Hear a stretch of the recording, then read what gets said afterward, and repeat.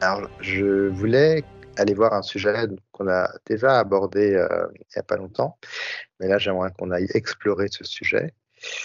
Et ce sujet, c'est la vérité ou les vérités.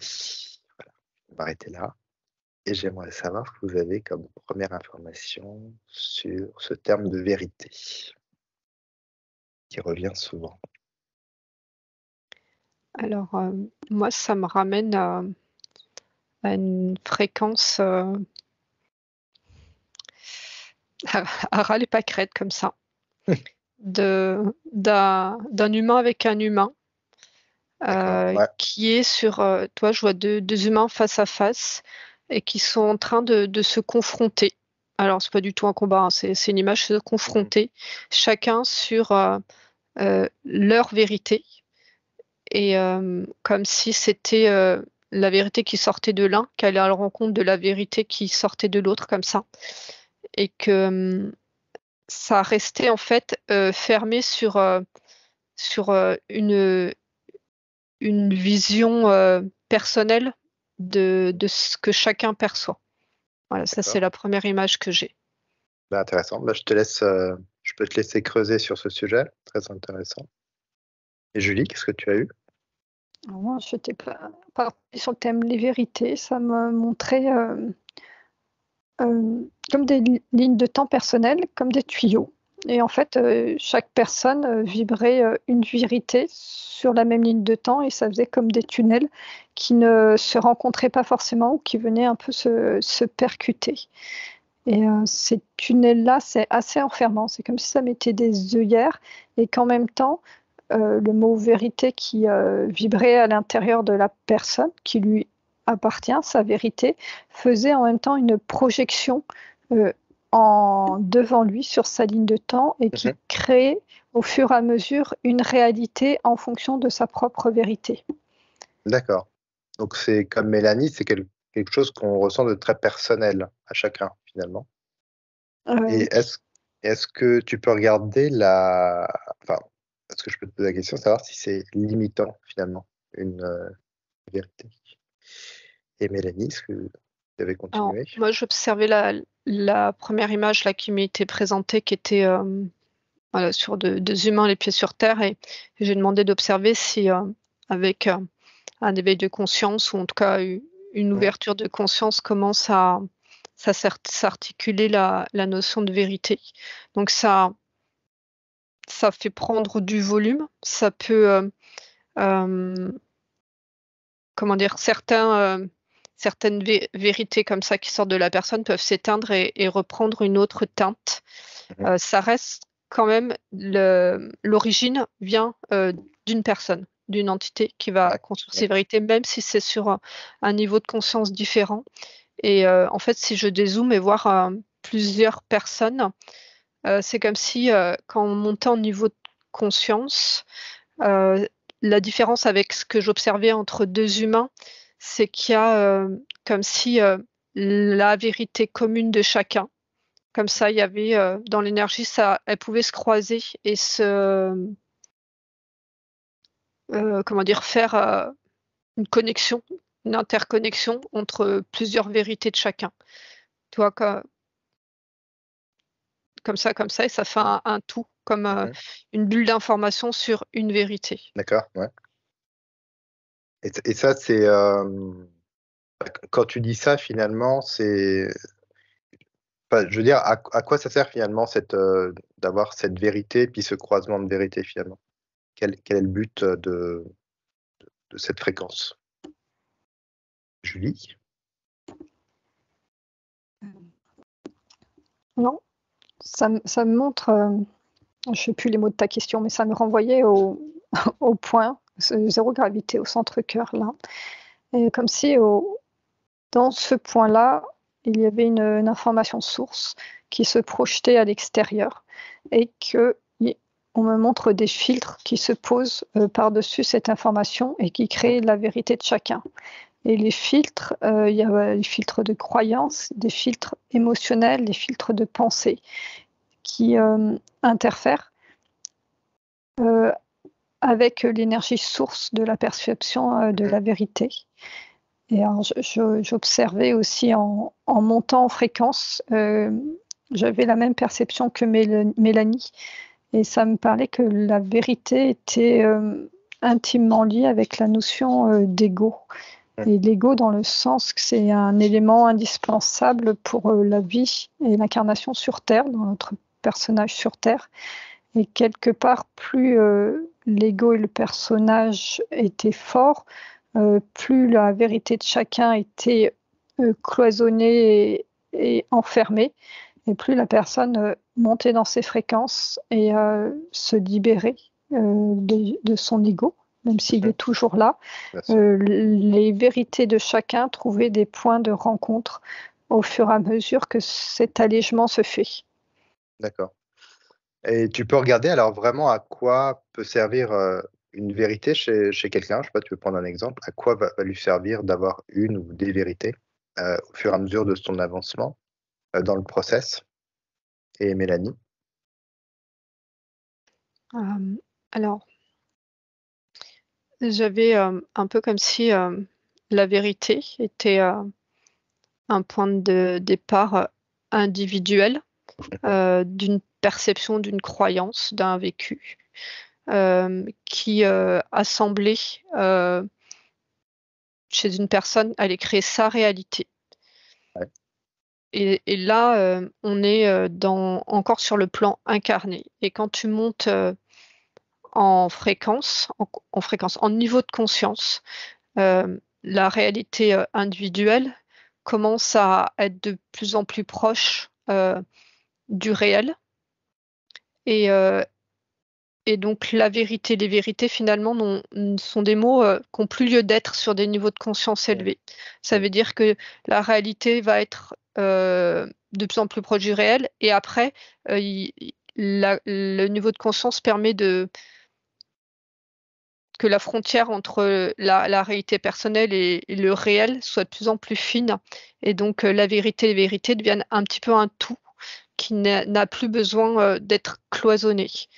Et là où j'observais le croisement entre la vérité de chacun, là, qui fait un tout, il y a vraiment cette notion de mouvement et de dynamisme.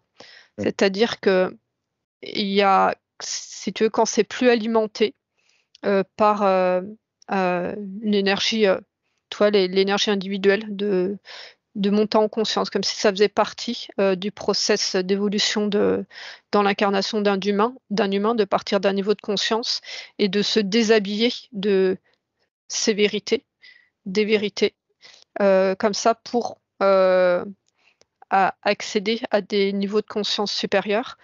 Et donc, cette mise en commun des vérités participe à cette évolution.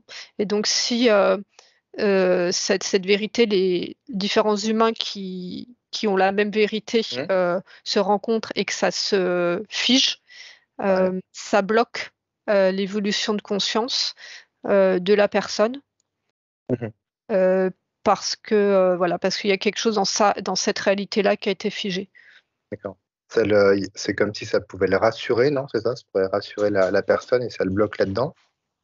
Alors, ça peut être une des conséquences, ça fait partie du chemin d'équilibre entre l'être intérieur, donc la conscience, le mental, les croyances, l'émotionnel. Toi, il y a comme un équilibre de plusieurs pôles comme ça. Et dans la montée en conscience, il y a un pôle qui va avancer et qui a besoin d'être observé et étudié, mais du coup, il y a un moment où c'est figé et il faut que les autres pôles viennent s'harmoniser.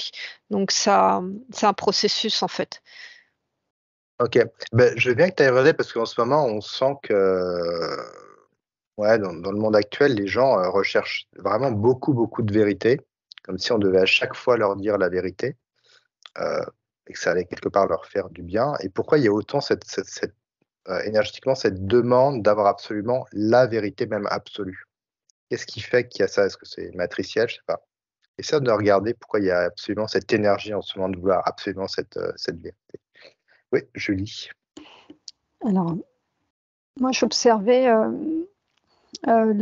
un enfant qui arrivait dans ce monde et qui arrivait dans une vérité, donc qui était celle dans laquelle il posait son énergie. Et ça me la présente comme un échafaudage autour de lui. Et au fur et à mesure, sur sa ligne de temps, il se sert de cet échafaudage pour grandir. Alors, il y a plusieurs cas possibles. Soit l'échafaudage lui permet de grandir, de s'en échapper et de passer à son propre échafaudage. Et je vois que dans certaines incarnations, l'échafaudage dans lequel l'âme s'incarne est tellement lourd, cette vérité est tellement présente qu'elle vient jusqu'à s'engrammer au niveau de l'ADN et qu'elle est même au-delà d'une croyance ou d'une pensée, elle vibre à l'intérieur d'un ADN sur ce qui est la vérité pour cette incarnation. Donc on sent que c'est un... Enfin, quand tu me dis ça, j'ai l'impression que c'est un peu, ça se rapproche des croyances finalement. On se met dans la vie pour avancer et aller à chaque fois au-delà, sans se bloquer finalement. Il y a un lien, en tout cas sur le plan de fréquence, que j'observe, qui est très incarné. Il y a un lien très intime entre les croyances et la vérité. L'un influe sur l'autre. Sur l'autre, d'accord. Oui. Et si tu regardes, enfin, d'où vient cette... parce que alors bizarrement, plus on en parle là, et puis, alors je sais pas, c'est peut-être moi, mais ce terme de vérité, il y a un truc qui est un peu bizarre. Parce que tu as une croyance, je la comprends. Tu peux bloquer dessus ou aller passer outre et puis avancer. Et ce terme de vérité, énergétiquement, c'est comme s'il y avait un petit souci, je sais pas. C'est comme si cette vérité, ça avait une vibration purement mentale et d'une création mentale. Que c'était un mot qui mettait un voile sur la réalité, sur une réalité. Ah oui, d'accord. Ça peut te mettre un voile finalement. Ouais, c'est-à-dire que plus on observe ce mot, plus en effet, il y a comme une lourdeur qui se pose et un enfermement de recherche de vérité, parce que ça met en marche le champ mental dans cette notion de vérité. Plus que la notion du cœur finalement. Ça, si tu dis qu'il y a plus le mental, c'est que ça part plus forcément du cœur, mais de ce qu'on t'a appris. C'est que la recherche à partir du cœur, en fait, va monter en fréquence quand on observe une situation et va faire sortir de la dualité. Comme si la recherche de vérité renvoyait à la dualité et poussait à faire exister ces vérités cachées. D'accord, ok. Sans Mélanie, ouais, tu avais aussi de l'information. Alors, pour compléter la question que tu as posée à Julie, c'est comme si la vérité, c'était une photo, quelque chose de plat, qui n'a aucun volume et qui est cadré, qui est limité à une photo de paysage. Donc, presque, il y a un moment, c'est que ça enlève même la polarité. C'est-à-dire que c'est la seule chose, c'est comme si c'était la seule chose qui existait et que le reste n'existait pas. Et donc, le côté vérité a le côté mental qui enlève la complexité, le volume du réel. Donc ça cloisonne. Ouais. Et donc après, je réponds à la question que tu m'as posée. Sur la recherche des vérités qu'on a aujourd'hui, qui a l'air de mobiliser beaucoup de personnes. Enfin, en tout cas, la première réponse que j'avais eue, c'était sur la notion de peur. Et que la peur qui était activée, alors c'est toujours c'est sur le plan vraiment incarné des personnes qui ont besoin pour se rassurer. C'est comme si il y avait un plan, s'il y avait une pub avec les douaniers suisses, là ils avaient une casquette et ne voyaient pas leur dameur au-dessus de la voiture là. Et en fait, c'est un petit peu quand les personnes sont dans cette mono-recherche de vérité, comme une vérité absolue, c'était pour apaiser une peur qui leur était insufflée. Donc, toi, tu dis que c'est matriciel. oui, c'est-à-dire que ça pousse les gens à aller chercher une vérité à l'extérieur et donc de se projeter à l'extérieur, ce qui fait que ça vient prendre place, ça permet de prendre place à la peur qui vient faire un déséquilibre, un mal-être intérieur très important qui va pousser la personne à aller rechercher une vérité à l'extérieur pour retrouver un équilibre intérieur. Donc cette recherche de vérité, ça invite à faire un schéma de recherche d'équilibre décentré de son propre point. Et là, je ramène à ce qu'a dit Julie tout à l'heure. Ça montre le point zéro et le point d'équilibre individuel, toi qui vient dans ces moments de peur ou de déséquilibre, parce qu'entre chaque changement de niveau de conscience, il y a un moment de déséquilibre, ou en tout cas c'est jamais parfaitement stable, et que c'est ce point-là qui amène l'équilibre et de faire croire aux gens que c'est quelque chose à l'extérieur d'eux, ça leur permet d'entretenir cette peur. C'est comme une béquille, quoi, finalement, j'ai l'impression. On me montrait cette recherche de vérité, donc matricielle aussi comme Mélanie. Ça me présentait comme un labyrinthe. C'est fond noir avec un labyrinthe lumineux. Et je vois une recherche de vérité, donc un petit Pac-Man là, qui est dans son labyrinthe, qui va dans tous les sens, qui cherche. Et de temps en temps, il y a un point lumineux. Et ce point lumineux est posé là aussi comme booster. Et ça amène à ce chercheur de vérité une clé, un passage. Soit la personne avait prévu vraiment dans son programme d'incarnation de tomber sur cette clé. Je vois que ça fait comme un ascenseur, ou soit la personne est restée trop enfermée dans son champ mental de recherche et ça rajoute un poids à toute sa recherche. D'accord, ouais. Et on sent dans ce que vous dites que finalement la vérité est quand même liée à ton niveau, si on va appeler ça un niveau de conscience finalement. Puisque à chaque niveau de conscience, tu peux aller chercher des vérités qui sont différentes en termes de fréquence et de vibration, j'ai l'impression. Ouais, jusqu'à un moment, en fait, te détacher complètement de cette notion-là. C'est des marchepieds, ces vérités. Si tu les accueilles à chaque fois une découverte qui paraît s'imprimer comme une vérité, tu prends l'information, mais que tu acceptes que c'est une vérité qui peut devenir obsolète, c'est-à-dire que tu bloques pas le circuit énergétique de l'information. C'est une marche sur laquelle tu peux t'appuyer pour aller observer encore d'un autre point de vue le champ d'information dans lequel on évolue. C'est plus, c'est ça. C'est vraiment, ça t'aide à évoluer et non pas à te limiter. Hein. Il faut prendre comme un outil. C'est un outil, il ne faut pas figer. Ça montre ne pas figer l'information. Et comme tu disais, l'ego peut être problématique parce que quand on est sur une idée fixe et vraiment une vérité, après, c'est être capable de dire à son ego, ah non, je me suis trompé, ou la vérité évolue et puis je passe à autre chose. Mais l'ego, parfois, j'ai l'impression, il bloque quand même beaucoup là-dessus. C'est ça. Tu vois, ça me montre dans ce labyrinthe là ces petits points lumineux qui sont en fait quelque part des choses justes sur le point de vue où on les observe. Et si la personne garde cette information juste comme une découverte, mais reste fixée dedans, il y a son ego qui va grandir en disant moi j'ai compris, vous avez rien compris, c'est ça la vérité.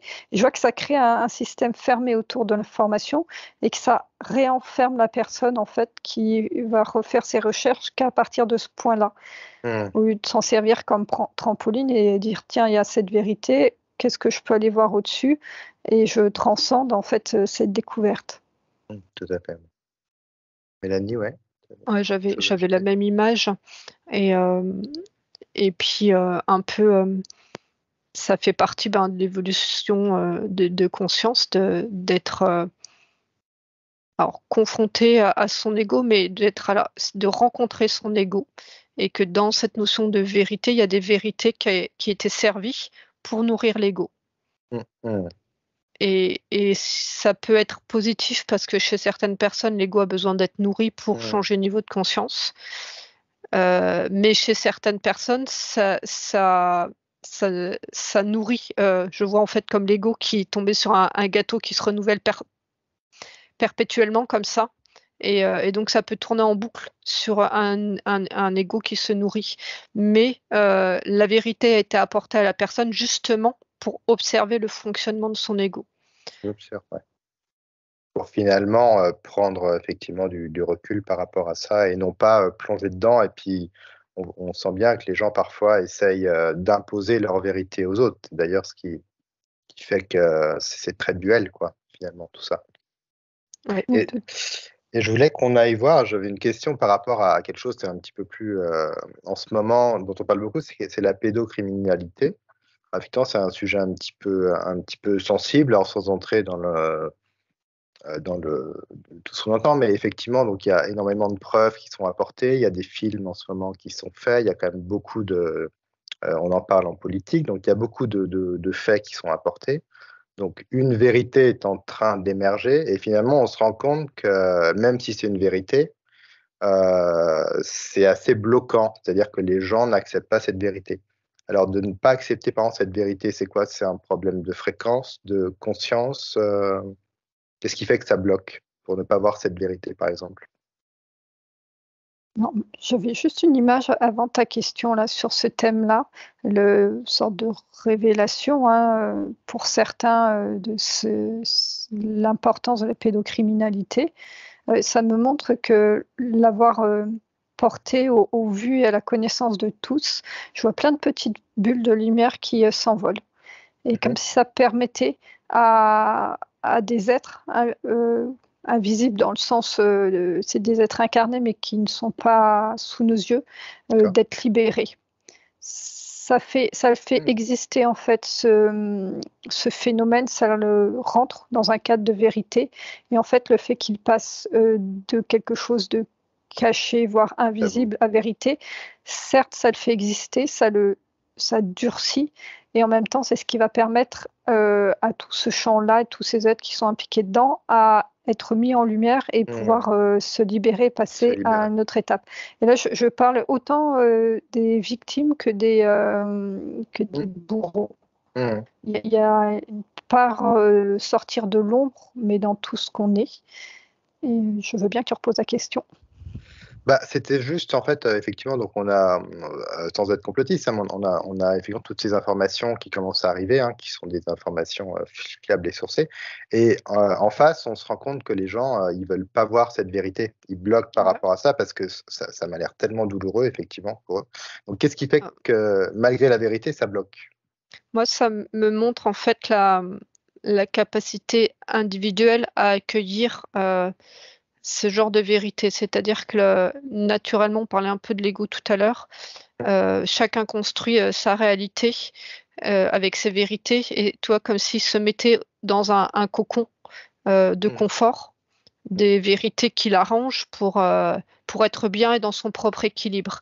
C'est-à-dire que tout à l'heure, ce que je voyais, tu sais, de l'idéal des temps d'avoir perçu de par son espace cœur, son point zéro, un point d'équilibre d'un absolu, donc quelque chose qui émane de l'intérieur et vient nous donner un équilibre.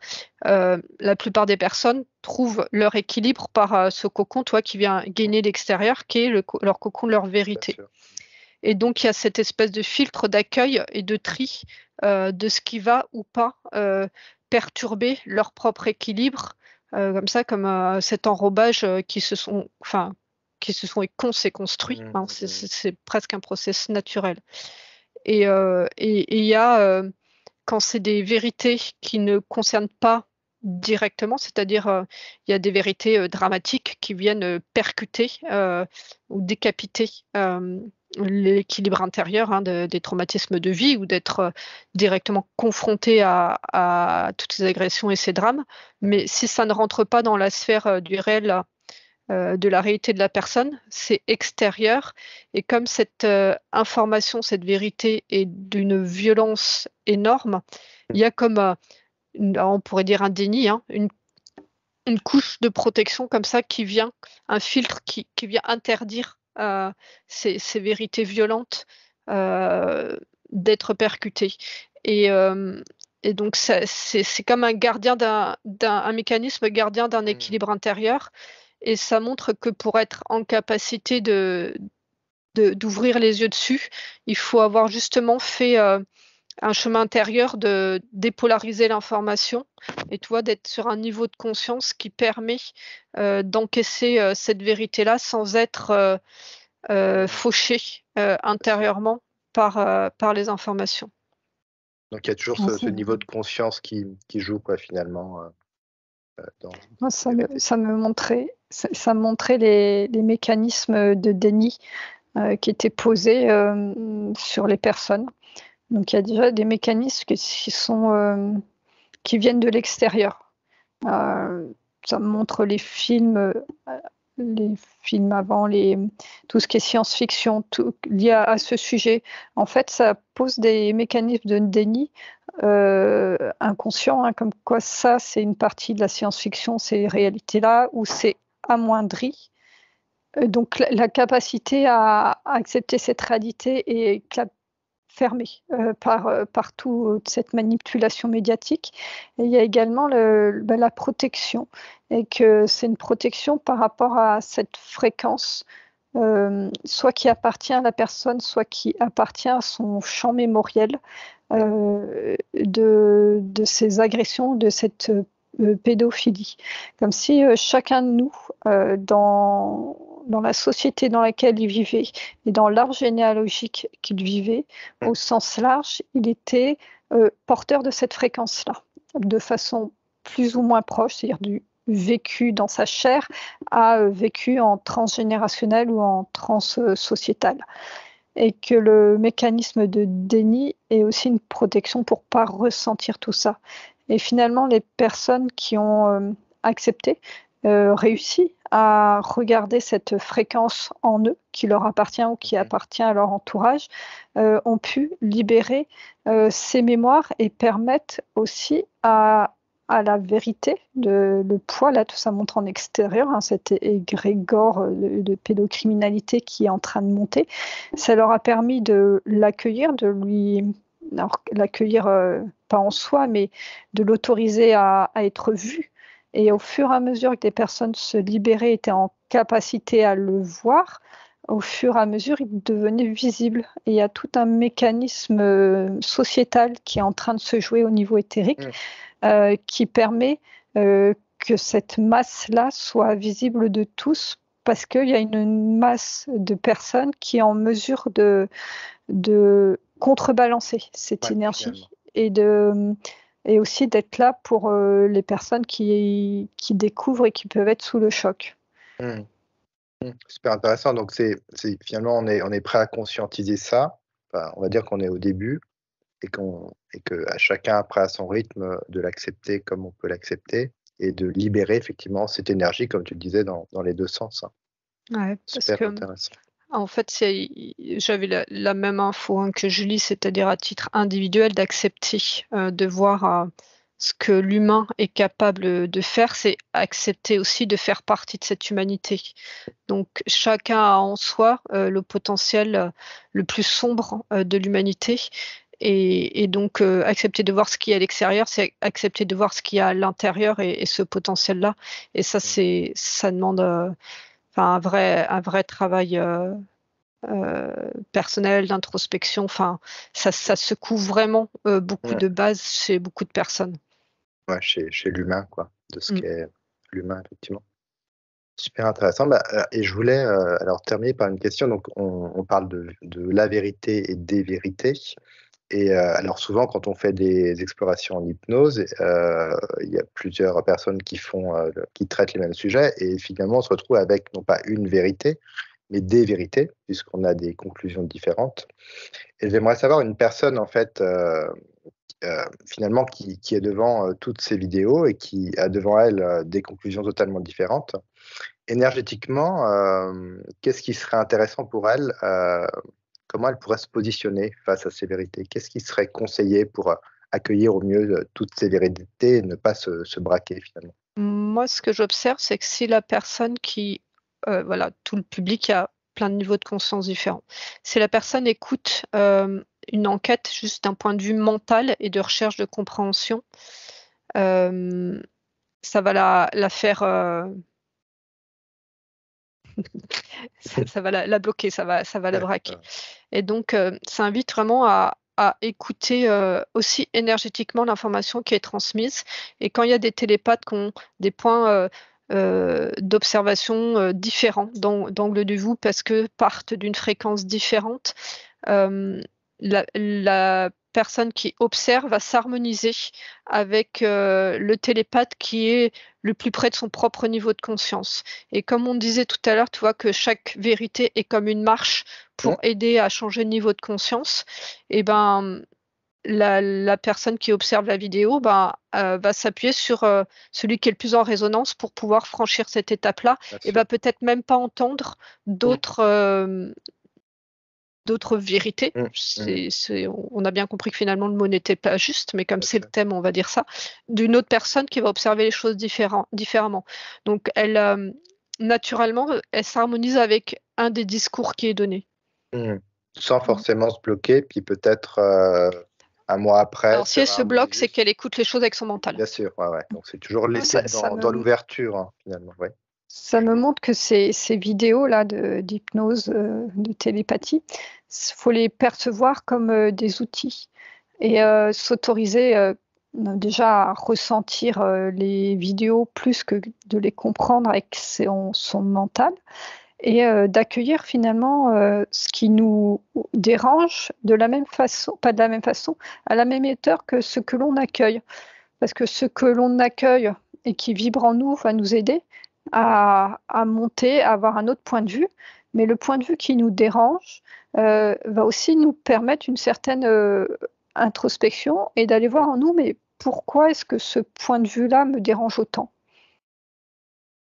Super intéressant. Oui, du coup, c'est toujours de l'ouverture, du champ des possibles et de l'évolution face à ce qui vient un petit peu nous embêter, nous titiller, effectivement. C'est ça. Eh bien, magnifique. Vous avez quelque chose d'autre à ajouter ou c'est bon pour ce sujet? Moi, ça me montre une image fractale. Donc on est plutôt sur, bon, même si le terme effectivement n'est pas trop approprié, mais sur les vérités finalement, c'est ça? Tu vois ça? Ça me montre plus le fractal. Déjà, l'image que j'observe, elle est en mouvement, en 3 dimensions, et de la notion que dans chaque point du fractal, on retrouve la même information qui est une et qui porte en elle toute l'information, et que l'idée, c'est de laisser le mouvement se faire. Toujours, ouais, dans le mouvement, ne pas le stopper, quoi, inutilement. Ouais, Mélanie? moi, j'avais plutôt une image, toi, qui a invité à être dans ce cheminement de l'intérieur vers l'extérieur, comme ça, toi, un peu comme cette lemniscate qui vient chercher une information, qui vient la confronter au réel, qui ramène l'information, qui vient la réinitialiser dans son cœur, qui ressort cette nouvelle information, la confronter au réel, et que c'est vraiment ce chemin-là qui est important, ce mouvement-là, et que quand on se sent un peu perdu au milieu des informations, c'est invité vraiment à revenir les mots qui viennent, c'est au silence intérieur. Et comme toi, faire silence de toutes ces vérités et de se remettre à la connexion du rythme, de son propre rythme, de son propre cœur, mais de sa propre fréquence. Et que si on est à l'écoute comme ça de sa propre fréquence, donc du rythme comme ça de ce mouvement de lemniscate, ça aidait vraiment à être dans une paix intérieure, parce que toutes ces vérités, comme toute une somme d'infos qui vient bousculer, ça peut mettre, ça met en surstress si c'est au-dessus du rythme intérieur. Surtout en ce moment, on peut dire qu'il y a de l'information, parfois on a du mal à passer à côté. Effectivement, revenir sur soi, je pense que c'est assez important. Silence intérieur, oui. Ouais. Merci beaucoup, Mélanie. Merci Florent. Et Julie, Merci Florent. pour cette magnifique enquête. Merci beaucoup, à bientôt, au revoir. Au revoir.